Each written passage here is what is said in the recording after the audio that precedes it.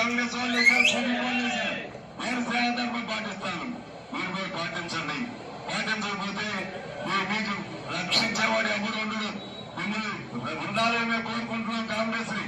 ఎందుకంటే బీజేపీ లాంటి మతోన్మాద పార్టీ రాకూడదని మేము కోరుకుంటున్నాం. అందుకని మేము సపోర్ట్ చేశాం.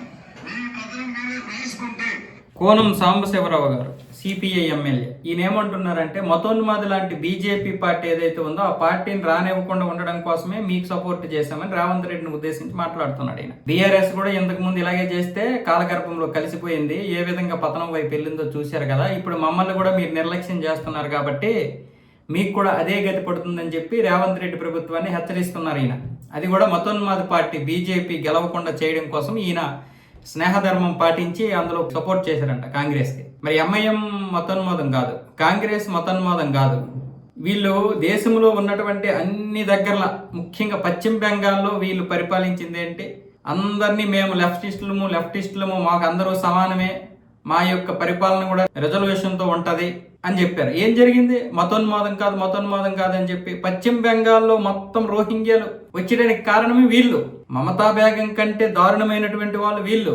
ఆ తర్వాత మమతా బేగం ఎంత చేసిందో మనం చూసాం, కానీ దారి వదిలింది వీళ్ళు. 1975 తర్వాత ఈ రోజు దేశంలో ఎందుకు ఎక్కడ కనుమరుగైపోయిందంటే హిందువుల్ని ఎంత నరకం చూపించారు వీళ్ళు. చరిత్రను మొత్తం మార్చేశారు, స్టడీ మెటీరియల్ మొత్తం మార్చేశారు వీళ్ళే. 75 వరకు అక్కడ ముస్లింలు ఎవరైతే విద్యాశాఖ మంత్రివర్గంలో ఉన్నారో వాళ్ళు ఇష్టం వచ్చినట్లుగా వాళ్ళు చేశారు. అబుల్ కలాం ఆజాద్ లాంటి గొప్ప విద్యామంత్రులు ఉన్నారు కదా, అబ్దుల్ కలాం గారు కాదు, అబుల్ కలాం ఆజాద్. మళ్ళీ ఆ తర్వాత ఈ కమ్యూనిస్టుల చేతిలో పెట్టారు ఇందిరాగాంధీ గారు. ఇక ఆ తర్వాత జరిగినటువంటి పరిణామాలు మనం చూసాం. మొత్తం ఎక్కడా లేకుండా అయిపోయింది వీళ్ళు. మళ్ళీ ఇక్కడ ఏమొచ్చేసి మతోన్మాద పార్టీ బీజేపీ. ఇప్పుడు బీజేపీ ఉండబట్టే కదా మనకి ఎంతో కొంత ఈ యొక్క ఇది వచ్చింది, చలనం వచ్చింది. ఆ చలనం రానివ్వకుండా వీళ్ళందరూ పక్కాగా ప్లాన్ చేశారు. చివరికి మతోన్మాద పార్టీ అని ముద్ర పడించారు వీళ్ళు బీజేపీని. కాంగ్రెస్ చేసినటువంటిది ఏంటి, హిందువుల్ని ఒక రకంగా కూర్చోబెట్టేసి ఒక మూలం తోసేసి వాళ్ళ మీద జరిగినటువంటి వివక్ష ప్రపంచంలో ఎక్కడ ఉండదు.